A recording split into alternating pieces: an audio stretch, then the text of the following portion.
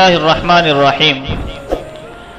ایک صاحب ہے جو یہ سوال پوچھ رہے ہیں کہ اگر جماعت کی نماز میں امام قرات شروع کر چکا ہو تو ثنا پڑھنے کا کیا حکم ہے؟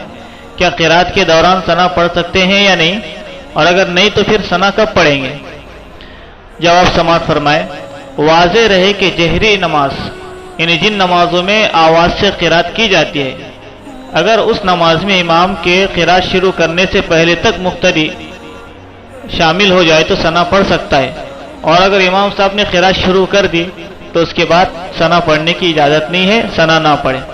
اور اسی طریقے سے سری نماز، جن نمازوں میں آواز سے قرات نہیں کی جاتی تو اس نماز میں مقتدی رکوع میں جانے تک ثنا پڑھ سکتا ہے۔